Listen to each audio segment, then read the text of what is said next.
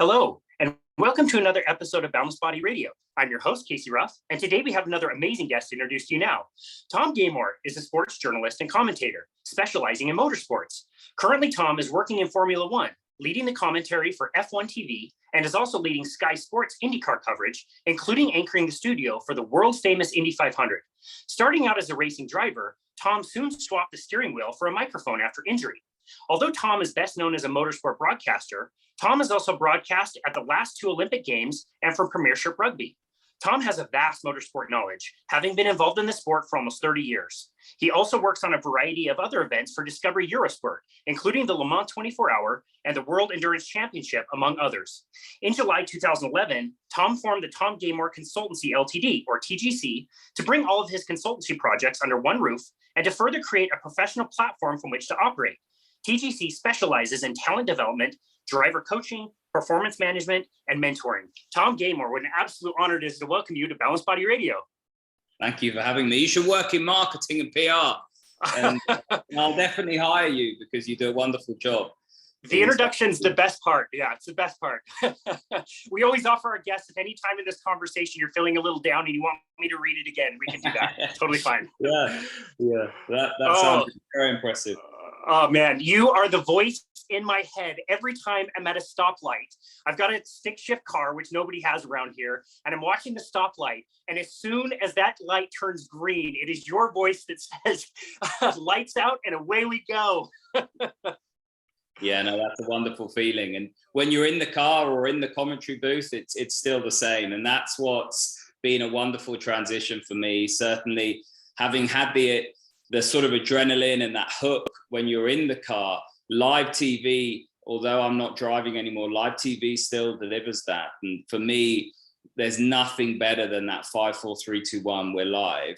And the organized chaos that then plays out, and then being able to sort of share in the fun as the cars go green and head down to turn one. You never know what you're going to expect. And that's the wonderful thing for TV. So, I'm really lucky having swapped the steering wheel for the microphone, as you say, to still have that sort of kick, because as I get a bit older, I certainly do realize that whatever it is I do, it needs to be sort of practical, kinesthetic, definitely, with that hint of adrenaline. Oh, it's amazing. Well, you do such an amazing job, and I want to talk about kind of what you do. And we're also going to get into your personal story, which I think is fabulous. But I was hoping we could start by talking about the sport itself. And I would just say, like, for the listener, you might not be interested in Formula One, and I can certainly relate because I was alongside, most listeners who might not be familiar with this. And there was a podcast that was done on one of my very favorite podcasts, Peter Attia, the Drive podcast, where he hosted Luke Bennett, who's one of the doctors at HINSA, which you introduced me to actually. And learning about the physical and mental and emotional demands on the drivers was so gripping. And I'm also just curious too, what has it been like for you to be in the sport for so long and to now get this like crazy influx of people like me who were not familiar with this sport at all, started watching this crazy series on Netflix, Drive to Survive, were absolutely fascinated, and now are like watching every race and every practice session, every qualifying. Like, what has that been like?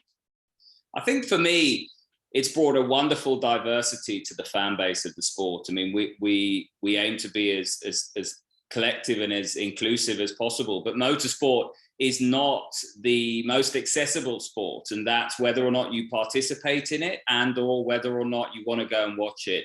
We all grow up around more mainstream sports. So in this country, you've got your football, your rugby, and your cricket, and I'm sure in the States, wherever you are, it'll be your football, your baseball, your soccer, your basketball, and they're a bit more accessible. That's what you play at school. That's what you play out of school. That's what you might play with your friends. And motorsport is off on a tangent. If you don't have a family member, a loved one, or a direct link to the sport, there has been that sort of detachment over the years. I think what Liberty have done and what Netflix have delivered is to bring that diversity, to bring a new audience that didn't know that they liked motorsport because they couldn't see it, is that you can't be what you can't see, right? In terms of a fan, in terms of an athlete, in terms of whatever it may be. So I think from my perspective, it's awesome to have so many new fans, and it brings,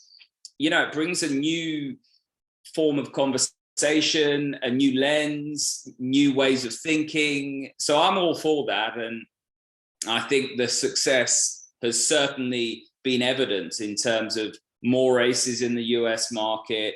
The sponsorship and marketing off the back of the Netflix success has been huge, and the sport's growing off the back of it in all areas. So yeah, it's been a wonderful success. And now there's lots of debate as to where it goes now. Does it have a little bit of a fiction side to it, or does it really go deep into the reality and pick out the stories and the sort of nebulous, the inner workings of Formula One, whether or not that's engineers, mechanics, drivers, what makes those human beings tick, and how intense are those environments? Because Formula One is a very, very diverse environment in terms of, you've got the business side, you've got the marketing, PR and communications, you've got the performance side, human performance, the research and development around the car, the engineering, that side of things. You've got the sport side with the drivers. So there's so much that goes on, and it sort of all comes together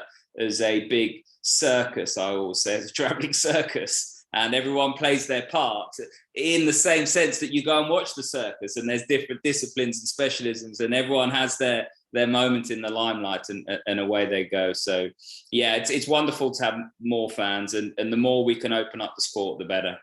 Yeah, I totally agree. And I really appreciate what Netflix does. They don't try to get into the nitty gritty of the races. It's more about the interplay of the personalities and the stories and the team owners. You really get a sense of that drama and the human, the human story behind the racing. But this is where I am so complimentary of you guys and the work you do at F1. I would encourage the listener, go buy F1 Pro TV. It is well worth the $80 that you guys asked. And you do such a great job of talking to somebody like me who doesn't have a background in this stuff, yet you are able to break some of this stuff down and explain things as you go. It's not like in American football, where if you don't have a great background in American football, if you listen to some of these commentators, you have no idea what's going on, what play packages they're calling. My wife asked me a question about a game recently that I had on, and I wasn't able to answer the question, but you guys focus on educating people and explaining these are the rules. This is why they practice on soft tires and hard tires. This is why they're simulating these different things. We learn all of that from you and the wonderful F1 app, which they do such a great job. Yeah, no, thank you. I think definitely that it's a big team, and everybody at Biggin Hill and traveling to the circuits and so forth, they have a real passion for the sport. They want to tell the stories, not just the human side, but essentially break down the sport and make it more not accessible, but make it more understandable. And certainly we try and do that. It helps because we have the practice sessions as well, and the qualifying and the different formats, and we can really, if there's breaks or yellow flags or red flags or delays, we can get into some of the formalities. But it's nice to hear that it's well received your end and that it is going well. So thank you very much. Absolutely. It is really ruining me for watching football. To watch a 4-hour game and 3 hours of that are commercials is so insufferable now after watching a race and continuous coverage, and even the pre-show and post-show. It's only 2.5 hours, and it's so concise. There's always something going on. And again, you guys do such a great job of highlighting not just who's in the lead, but what's happening in the middle of the pack in the race field. You mentioned F1 being a traveling circus, which it absolutely seems like it. So for somebody who's not familiar with Formula One, can you explain what a typical race weekend entails? Yeah, definitely. So you have, the big teams employ about 1,000 people, and sort of 350 will travel. You will, depending on your role, get to the circuit on the Wednesday and start to unpack. So the cars, if you're coming from a double header, will be stripped and rebuilt. The engineers will be working through all of their simulation stuff and the sort of data. There's huge data packs that the engineers have. I mean, these are huge dossiers of information, and that's passed on to the drivers as well.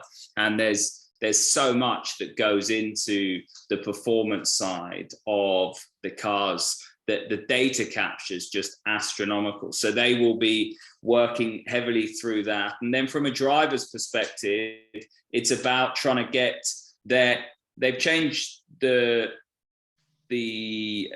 press conference around. So you can get there on the Thursday now, and you're just trying to keep as calm as possible and as away from all of the duties that you have. The drivers have a huge number of duties. It's a bit like the week.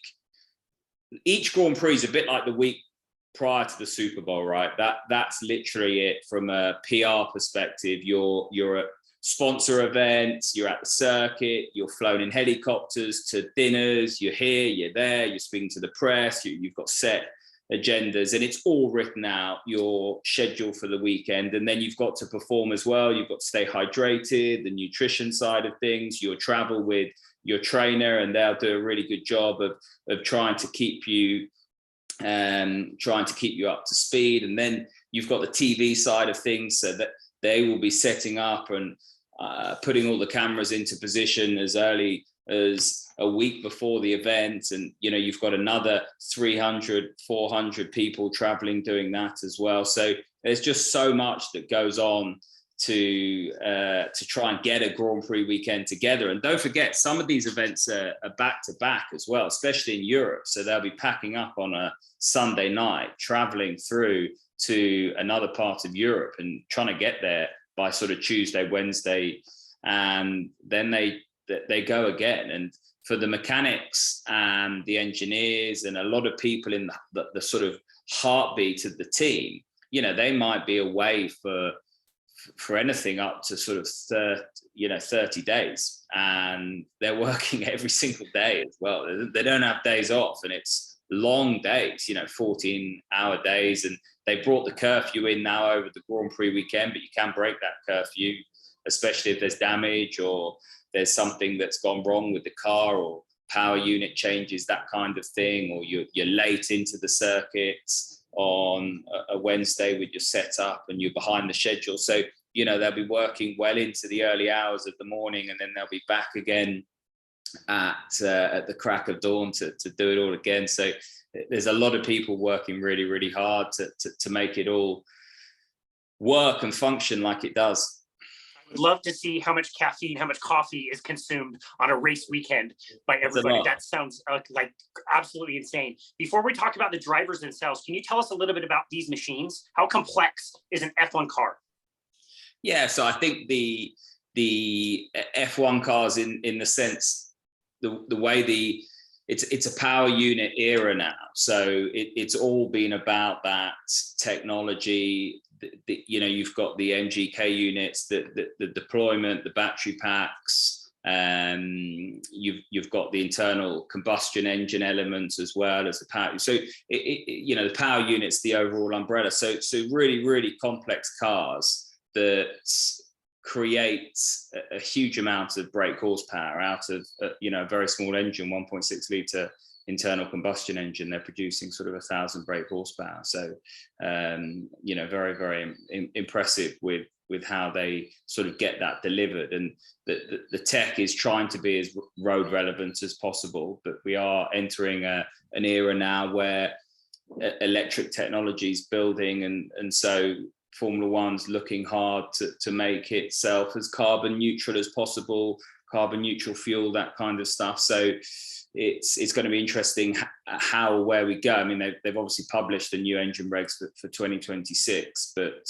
yeah, it's going to be an interesting direction in terms of how we go. I mean, that's the sort of power unit element. In terms of how the downforce is created, we've just had a rule change, so they've gone back to ground effects. So that's created challenges in itself, but it's got rid of all of the what I call litter that you saw in and around the front of the car, or the tuning vanes, or the different aerodynamic aids that were very much like shark teeth absolutely everywhere. We've sort of got rid of that now and gone back to, yes, you create a huge amount of load from the front and the rear wing and the air going over the top of the car, but actually it all comes from the diffuser and the floor and the ground effects. And so that's been a rule change that's slightly spiced up the running order.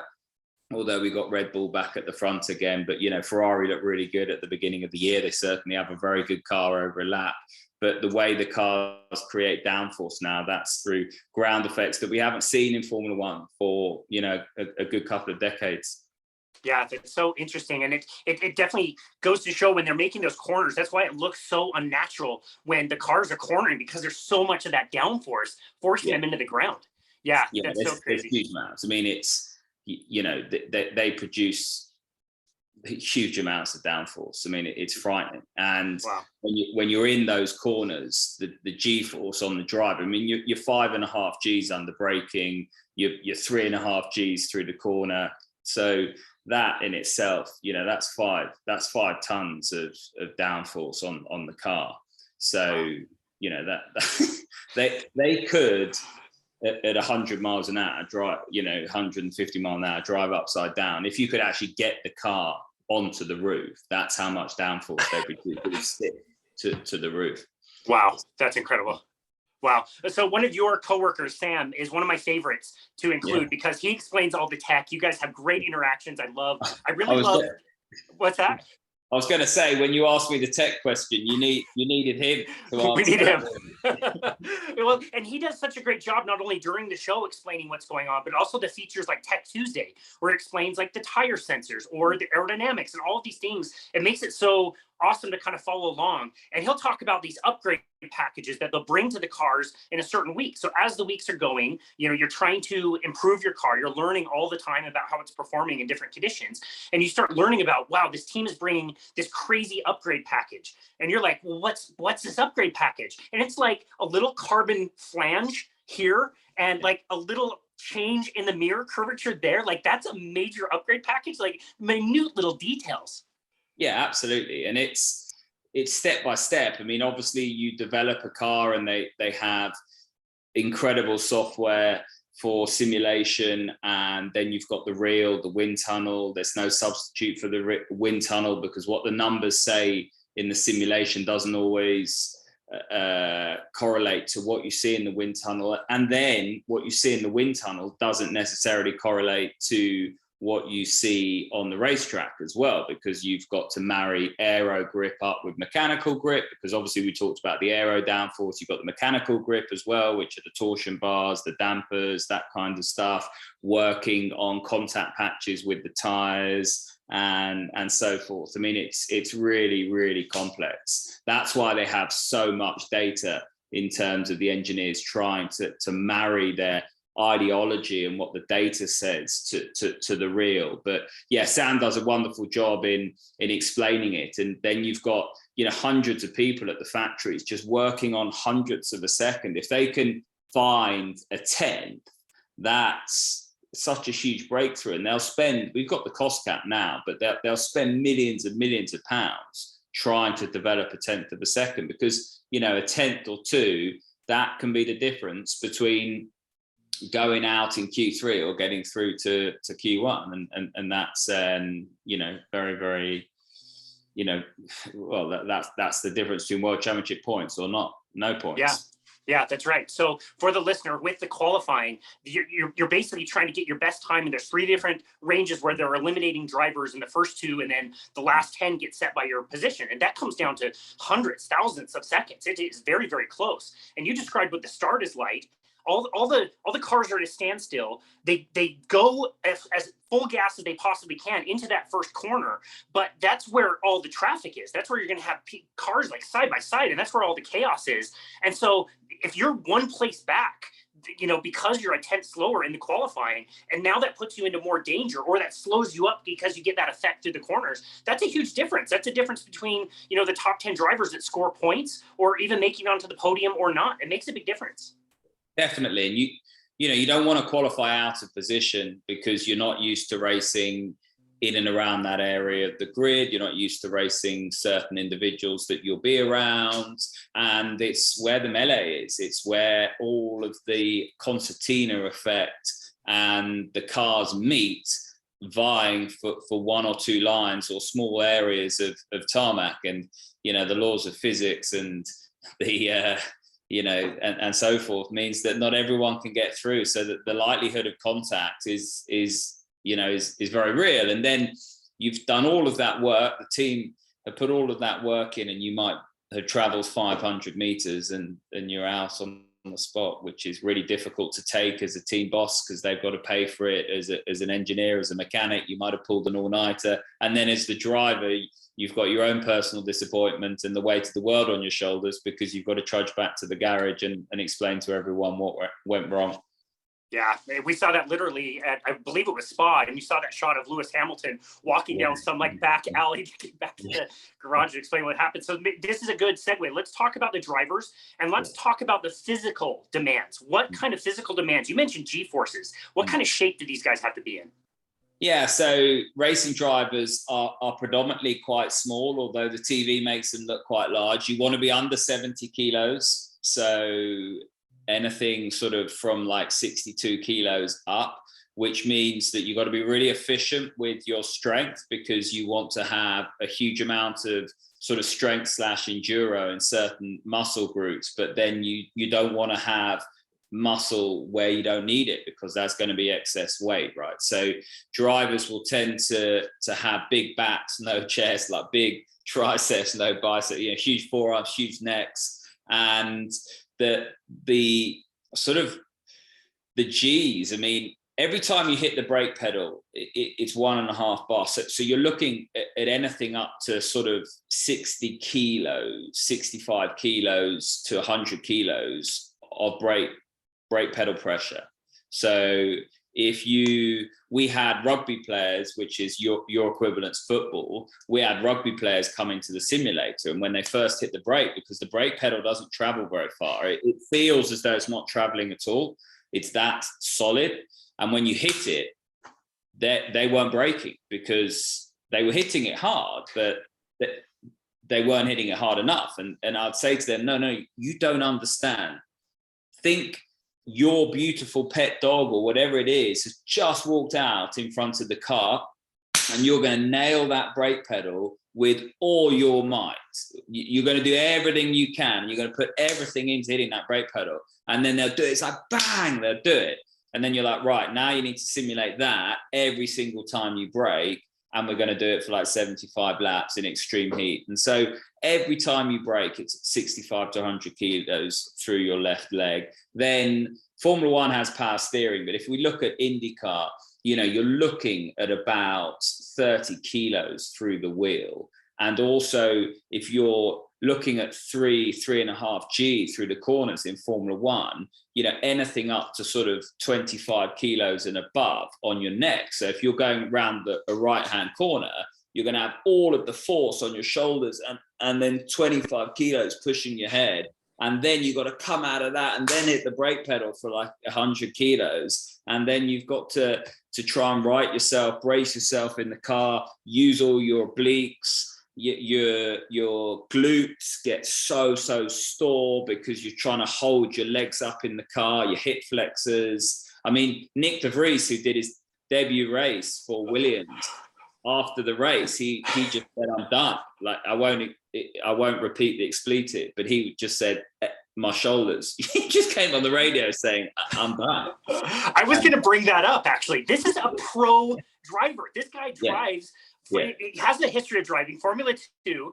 Yeah. Very last minute, he gets called into this car. He's got to race for Albon, who had appendicitis. So he's got to do practice. He's got to qualify. Then he's got to do the race, which is way longer than what he's used to. And yeah, the radio commentary was like, "My shoulders are dead. Like I have no shoulders." Didn't they have to Didn't they have to get him out of the car?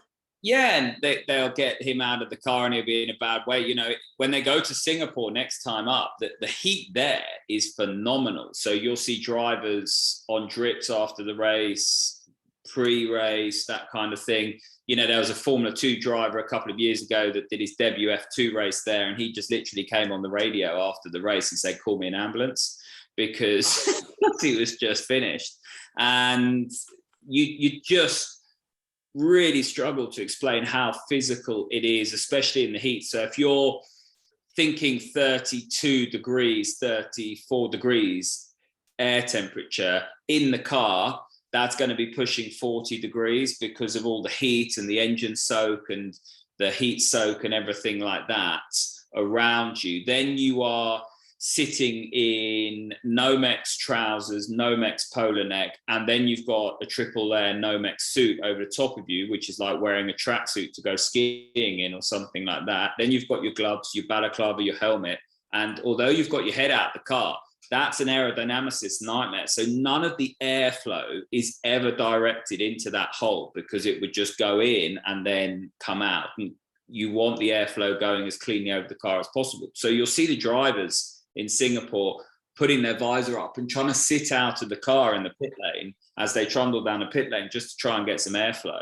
So you're imagine over 40 degrees with all of that kit on, no drink, no nothing, for 2 hours in extreme, your average heart rate is going to be 150. So you're working average heart rate 150 and over 40 degrees with no drink, with all that core body temperature, because they've got the thermometers, you're pushing 40 degrees. Now, if you had a temperature of 40 degrees, you go to hospital. So they're right on the cusp of what's humanly possible. And it's so, so hard. I know some of you will say that I've seen them have a drink. Well, it's not really a drink, because it turns into a cup of tea after about 10 minutes because it's so hot everywhere. So all you use that for, because it's boiling hot after about 20 minutes, is to just wet your mouth. Otherwise your tongue just sticks to the roof of your mouth. So yeah, it's really physical. It's horrible. And you'll get drivers, they won't say this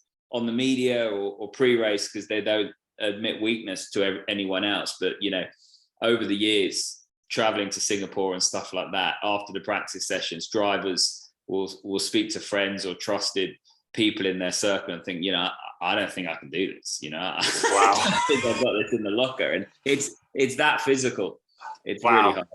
That's crazy. Okay, so you mentioned the people's necks, and you definitely got a sense of that, especially in the Netflix series, when you see the drivers out of the car a lot. All of them have slightly different body types, but their face and neck is the same width. Like, to just hold your head up in those kind of G-forces would require that for sure. And then we'll link to this in the show notes. There's a great video on YouTube. I think it's 14 or 15 minutes long, and it's called Regular Guy Drives a Formula One Car. And this guy gets the opportunity to drive, I think it was in France. It was a 2012 car that he got to drive. And they kind of train you all day, and then you practice for like 3 laps. And so as he's preparing, fit dude, he drove a little bit in kart, same as you. And, fit dude, they put him in and they say like, okay, apply the brakes. So he pushes on the brakes, and they're like, no, like, apply the brakes. So he pushes down, and they say, no, like, you don't understand. Like, you need to apply the brakes. And he does. And they go back and say, okay, well, that was about 60%. Yeah. And he goes out and takes this lap, and he sees his braking zone. And so he hits the brakes. His head snaps forward. He could barely like lift his head to see the corner, which he was able to get around. But they told him afterwards he was applying about 40% of the braking power. Yeah, definitely. If you could superimpose Max Verstappen's talent into you, for example, and put you in the car, you just wouldn't be able to do a lap. You just wouldn't be able. A fit person, you just don't have the strength. I mean, I can't begin to tell you, when you hit the brakes for the first time, it's 5 times the weight, and you got the helmet on and everything, and it'll bang your chin on your chest. That's it. You're done. And when your neck starts to go, you're trying to hold your head up with your eyeballs. It sounds ridiculous, but you're like straining away, trying to hold your head up with the eyeballs. It's got a bit better with the hands device now, because you can tighten the hands device. You're not meant to, but it gives you a way out. Whereas when we didn't have the hands device, when your neck went, that was it. Because literally you get into the corner and your head will fall over. And there's nothing you can do. Once that muscle, I think it's sternum-masculoid or something like that. Once that goes, you're done. And that would be day done.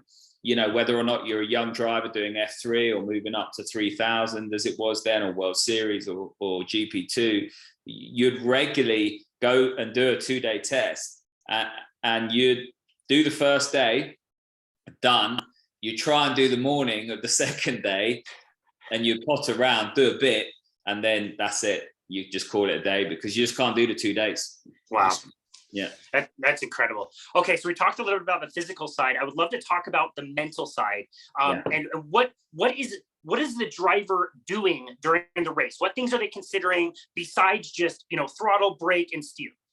Yeah, so the the driver's mind is very active because you have a huge amount of information that you need to digest, and that's not just what's rushing past your sensories. So you know, your eyes or whatever it is, or what you're feeling through your backside or whatever. It's all of the information around fuel mileage. You know, if it's IndyCar, you've got to work your tools, so you'll be changing the roll bar, brake bias, weight jacker, that kind of stuff. In Formula One, they're regularly changing the brake bias and working through the different engine modes, and the engineers are always in their ears. So the amount of information that you've got to digest and make really quick decisions and operate on is vast.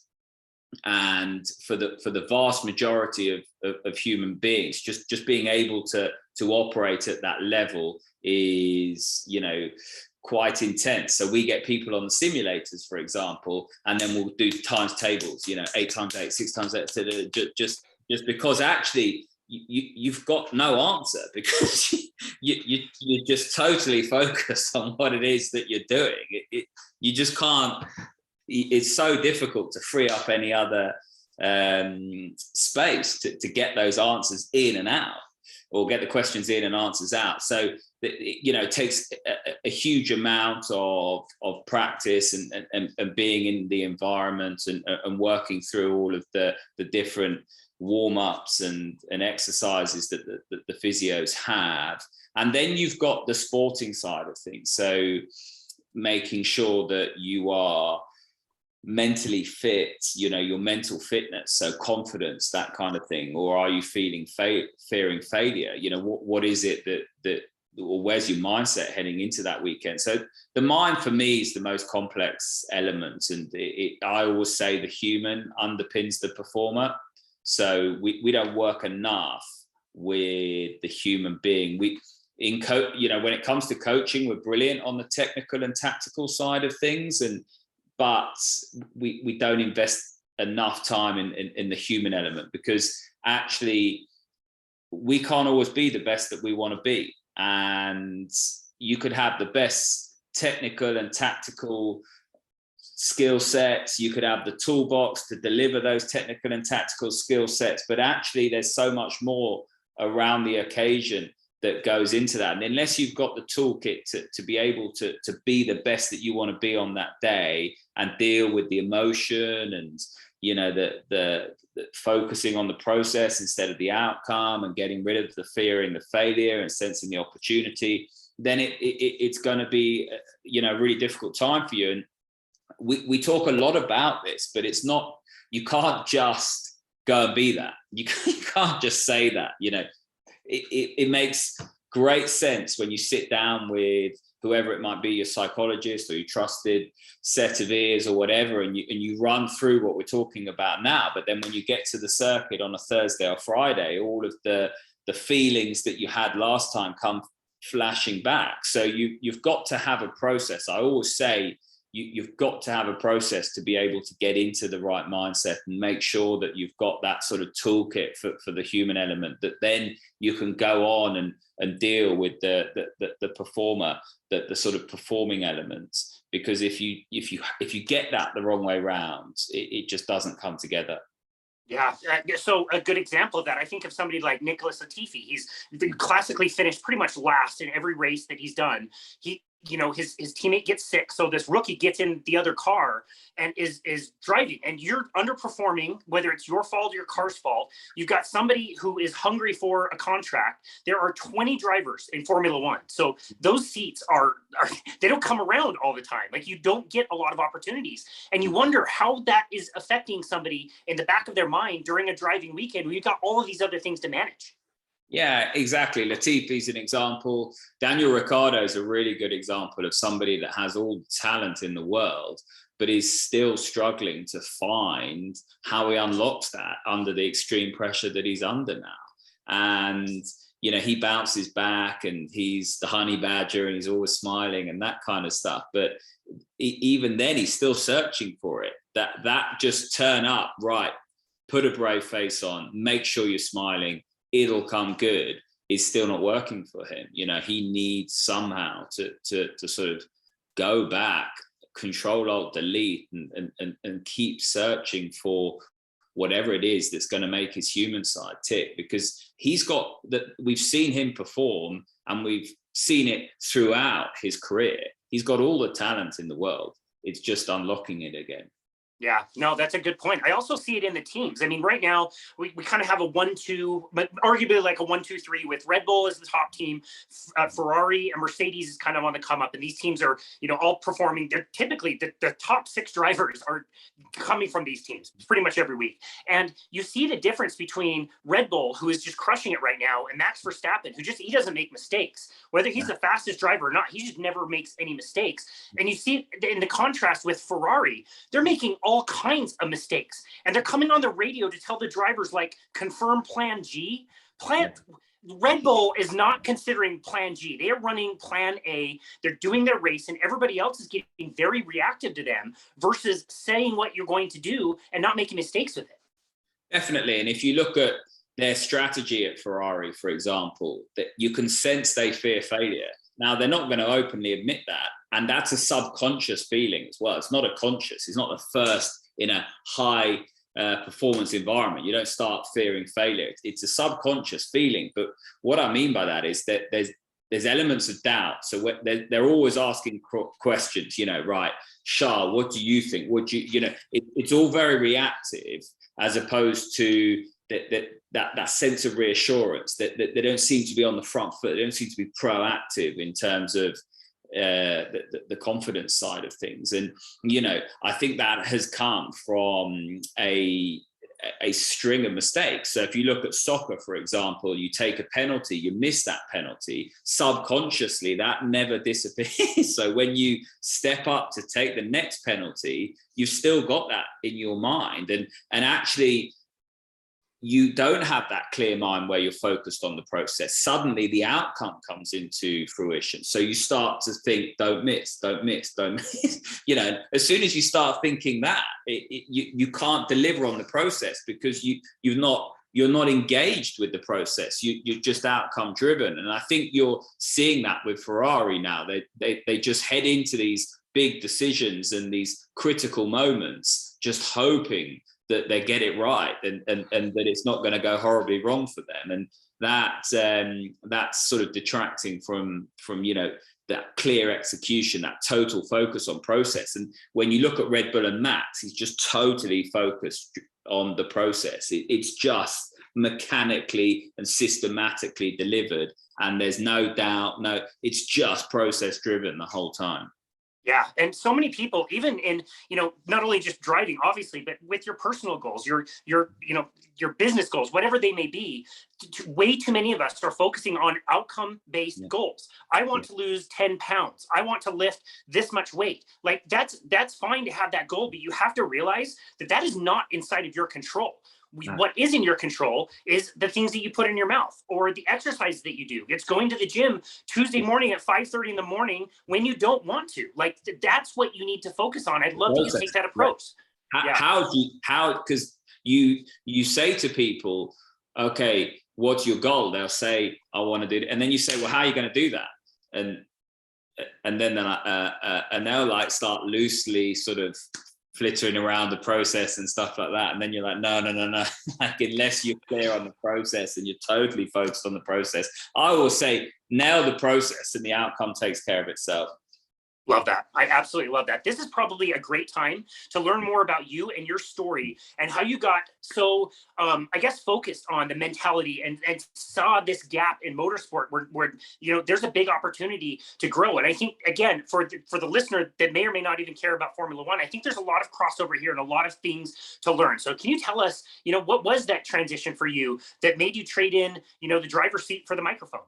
Yeah, so my life went on a very sort of upward and clear trajectory, and you know, I had a very fortunate upbringing, and I created this opportunity in motorsport, and everything went really, really well. And then one day, that all stopped, and I had something called a spondylolisthesis, which is where the sort of, you get that pars defect around the lumbar spine. 20% of the world's population have it, but obviously don't go careering into brick walls and hurting themselves and doing various other things. So I had this major surgery to reconstruct my lumbar spine, framework, screws, this, that, bone grafts from my pelvis, 16 months of rehabilitation, but extensive. So you find yourself in an environment where you're really vulnerable. The first time in my life that I've been vulnerable, and I didn't really, again, it was subconscious. I didn't know I was vulnerable. I knew that I couldn't really walk. I couldn't do anything. I'd lost my ability to do what I loved.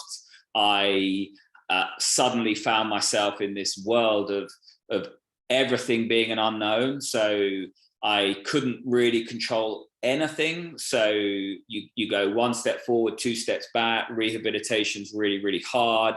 You don't have any clear definitives as to where your progress will stop, whether you'll ever be able to play tennis, never mind going back and driving a race car. Then you have all of the anxiety of, this is everything that you feel that you put on this planet to do, and then it's going to be taken away from you. So I found myself very vulnerable, very, very much in a sort of spiral of no control. And off the back of it, I had this chronic anxiety, and I never really opened up, or, well, I say never really, I hid that from everyone because I'd never experienced anxiety. I didn't know what anxiety was. I traveled the world, I drove race cars, I did all of these things. And now I couldn't go to a restaurant. I was sort of panicking. I'd order my food and want to leave and just feel so horribly panicky about everything. And I didn't know what it was I was panicking about. It wasn't like being scared of a spider, seeing a spider and then reacting to that and being fine. This was just inside me 24/7. I was living with it the whole time. And I became like a great actor. I didn't tell anyone. I acted my way through it. I became flaky. I was unreliable, and my whole world was falling apart. And I just thought that the only way I could get out of it was to splash my face with water and get on with it, And that was the worst possible thing that I could do. I continued down that road, not sharing, not talking, because you don't know what people are going to think of you can't go and tell your employer, you can't go and tell your parents, you can't go and you're trying to get back in a race car, you can't go and tell everyone that you can't go to a restaurant and you're suffering from chronic anxiety. But of course I could, but that's what you feel, that you can't. And I'm going back 15 years ago. The societal narrative now around mental health and talking and providing that trusted space for people's really improved, but it wasn't there then. And certainly in our sport, very, very sort of macho, testosterone fueled sport, and you didn't show weakness. A bit like the military or policing or whatever, they have similar problems around showing weakness. And so finally I hit rock bottom. Finally I got the help that I needed, and that was very much the beginning of my journey, and very much the sort of interest into the human side of everything, because I honestly believe that I didn't know enough. I entered a sport not really understanding how the human can inform absolutely everything that you do. And I suffered alone, but from a performance side, I didn't ever really maximize my performance on reflection, because I didn't know enough about the psychology, the mindset, the focus on the process. I really did put a lot of pressure on myself, fearing failure. And that was my driver, just make sure you don't fail. It's win at all costs, which sounds great on paper, but actually has a very short expiry date when you move into a pressurized environment. But yeah, so I do loads of work now with whoever it is to provide that trusted space and allow people to sort of reach out. So I tell my story, and then if people are in a room, so I did a talk once, and somebody from the US military actually got in touch, because they they sat at the back of the room and they said, that's me. I feel all of those things. I don't feel I can reach out, talk, share, but I'm living in this chronic state of anxiety and depression. And they actually reached out. And to this day now, we're really good friends, because that peer-to-peer support is sometimes the bridge that you need to go and get help that you want. There's wonderful platforms and facilities for help, but sometimes we need a bridge to get us there. And that peer-to-peer support, for me, if I'd have had it, would have been the most powerful thing. Because when I did receive it, and I sat in a room of athletes who I looked up to and adored, and they all shared their vulnerability and their stories, and that was the one most powerful moment where I just left that get together and felt normal, that what I was feeling was normal, and that actually there's light at the end of the tunnel, and there's hope, and there's a very real reason why I feel like I do, because of what I went through and the vulnerabilities you face when you have such a big injury. So yeah, so that's really been my journey, and I'm really passionate about it, and you know, try and sort of volunteer and do as much informal work as possible around helping others. Yeah, I really appreciate that. Thank you so much for being vulnerable with us and sharing that story. You mentioned the help that you received. What did that look like at first? Where were you able to find your help? Yeah, so for me, it was that peer-to-peer support. So actually what happened is that there was medical provision there, but I didn't have the confidence to go into that medical environment and say, well, actually, I don't feel right, because I was frightened. And I remember signing a form, and they said, look, you know, if we think you need it, you will stay with us, you know. And I remember thinking, I don't want to do that. You know, I was fighting for control. So the last thing I wanted to do was hand over the control, even though that would have been the best thing. So I went into that meeting and sort of lied my way through it, you know, that I was fine, that there's this, play everything down, that, you know, and then there was a relief when I got out of it. And actually, it was the peer-to-peer support. So listening to athletes that have been there and done it, that have had chronic injuries or whatever it was, and they just tell their story, and me listening there and picking up one or two bits and what have you, was the confidence that I needed to actually break down those barriers of fear, go and get the help that I needed, and actually begin that journey. And it wasn't something to be frightened of, or it wasn't something abnormal. It wasn't just me, you know, this is something that affects a lot of different people. And so that was the catalyst for me. And that's what the help looked like. And it was finding what worked for me. You know, there's group sessions, there's one-to-one, there's all kinds of different things. For me, it was one-to-one, but I'm quite an intense character and I really like to understand things. So if I can try and work with somebody, you know, the surgeon, when I was having my back, he was like, just stop asking questions, because I wanted to understand it. You know, I felt if I could understand it, that was my healing process, you know. And it was the same with the mental health. And actually it's been understanding it that has been the catalyst for me making the strides that I've made today, because I can really start to understand why things happen and start to preempt things, or start to work with others. I can see when other people are struggling. You know, you get that underpinning knowledge, if you like, that really has proved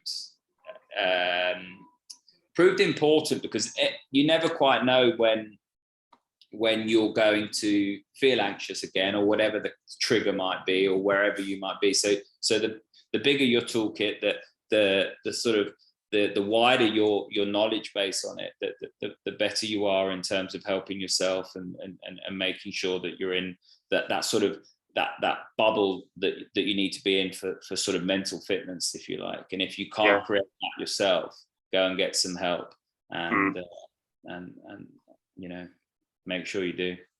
Yeah, when I got into personal training and nutrition coaching, I thought my job would be to create workout programs, specific exercises, specific corrective work, and this many reps, and I'm going to count for you, and I'll give you your meal plan and all the things to eat. And it really surprised me in the beginning what the job really entailed. People needed somebody to listen to them. People needed somebody to validate them. They already knew kind of what they wanted to do, but were feeling unsure about it. And so my coaching over time has been way less about the technical side of things and way more about like learning how to ask questions and dig a little deeper. And why do you have this goal of losing 10 pounds? What's going to be different about your life when you lose these 10 pounds? Like, is that going to make things vastly better for you or not? It is going a little bit deeper and understanding that people want to be heard. They want you to listen. They want you to, ask questions and things like that. So that is a learning process. Definitely. And I think that just enhances the end goal. I always say, when I'm working with a driver, it's not necessarily about working on their brake shape or technique or line. We can very quickly work through that. It's working with the individual to make sure that they can execute their best brake shape and being on the right line when they're arguably maybe experiencing the most important day of their life. And I think that's the most important. That just enhances the outcome. And it's the same with you working with individuals in the gym. It's that sustainability.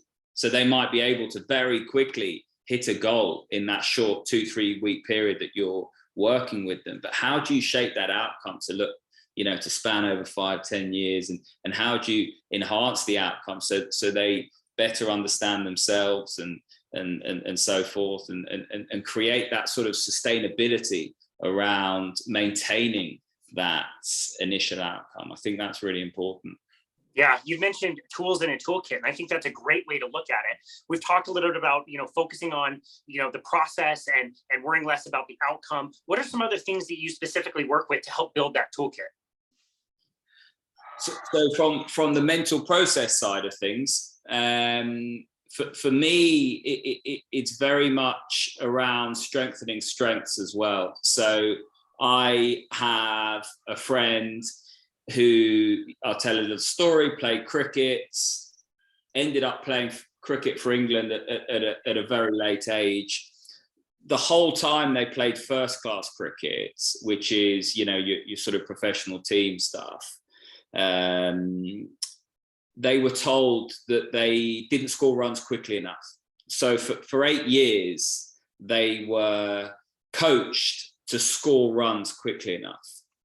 And all they ever did was focused on what they couldn't do, focus on what the coaches told them they couldn't do. And over time, they forgot to do the things that they did well.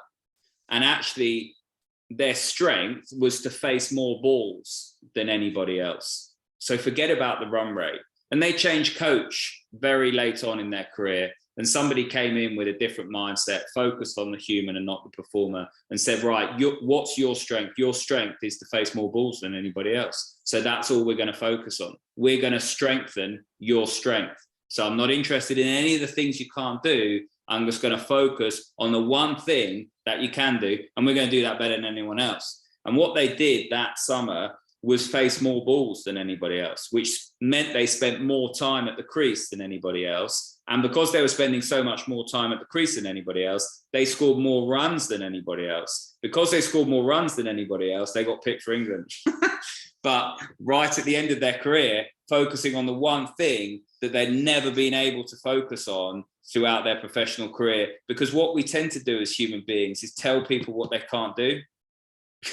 Or focus on the things that you can't do, that you need to improve on. It's always that you need to improve. And actually, let's get people to strengthen strengths. So to forget about the things that they can't do, grab the things that they can do and make sure that they are executing those to the best of their ability day in and day out, and continuing to get better at the things that they do really well. So that for me is the other tangent, is strengthening strengths. I love that. I think I learned that concept maybe a decade ago from the Strengths Finder by the Gallup poll people. Yeah. You take an assessment and you find out what are your top 5 out of, I want to say there's like 34 different like categories of strengths. And it makes the same argument. Like if I'm not a data person, then getting better at data is not going to be exciting. I'm not going to enjoy it. So way down on my list. Why don't I focus on these things, which you told me I'm already pretty good at, and let me maximize those things. Yeah, no, I think you're absolutely right. And so, and certainly for sport, we can learn so much from that, just focusing on the things that we're good at. Yeah. So we've kind of talked about what people can do if they feel like they're experiencing that depression and anxiety. They're in dark times in their life, and learning how to reframe their situation. Start where you are, do what you can, try to make a step in the right direction.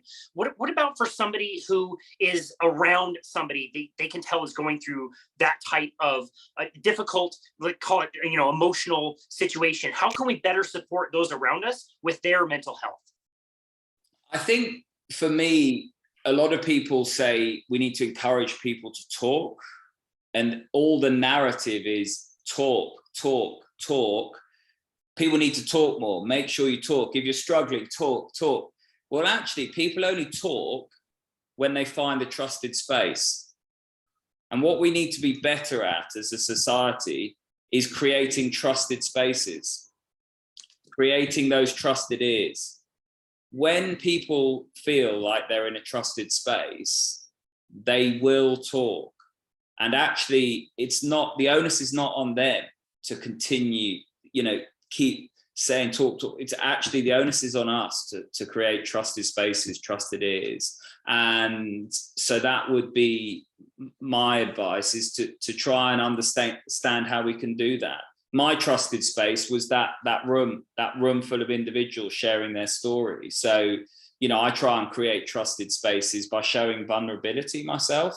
So I find that if I show vulnerability and I start talking about my own vulnerability, you start to find the trust, you start to create a trusted space. People don't necessarily immediately sense that. So the example of the gentleman in the US Army didn't feel like he could contribute there and then, but messaged me 2 weeks later. And that's the sort of time frame is that you're working towards. People will tiptoe into those trusted spaces. So give them the space, create the trust, and allow them to have the control and the freedom to step into it when they like. So often we try and push people in, and it's hard. It's hard when it's like that. Yeah, I was just thinking that actually we all have our own way that we like to communicate and be communicated with, and we do try to kind of force that on our own timeline that we feel onto other people. And so I think that's a really, really good point. It maybe sometimes it's just enough to say, like, look, if you need anything, I'm here for you. I share an experience of your own vulnerability. I think is really, really important. It helps people feel more comfortable and understand that it might be on their timeline that they reach out for help, not on yours.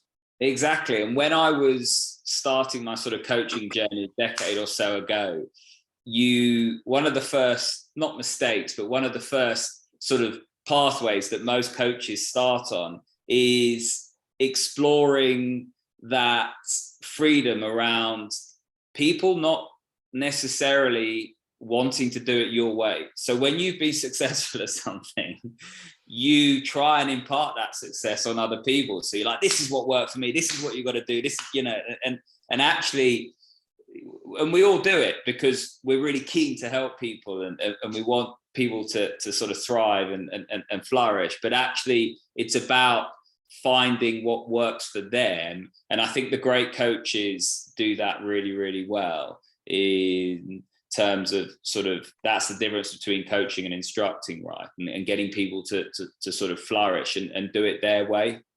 Yeah, no, I love that. Man, this has been a really special conversation. This is something I've been looking forward to for a long time. I got to combine everything. We got to talk about Formula One, which I love talking about. I convert all of my clients to also watch all the Formula One races, so I've got something to talk about with them during our sessions. I'm always a little frustrated with the client that doesn't really want to, but they'll come around.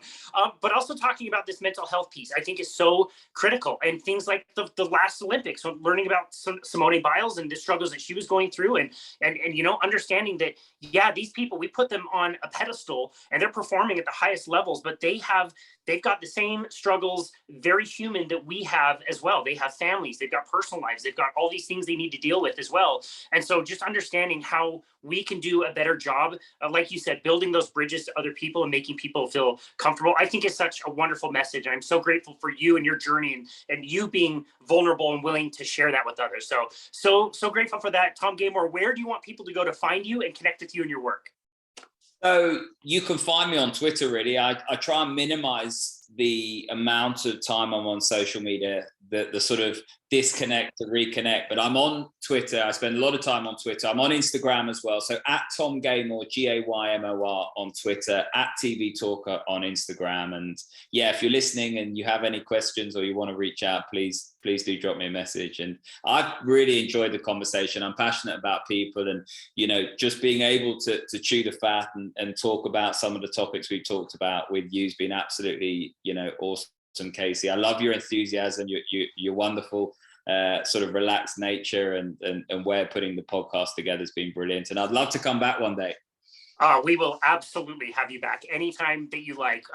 Again, I just have to say thank you to you too. I really appreciate the kind words, and that's high praise coming from what I would consider my favorite sports commentator.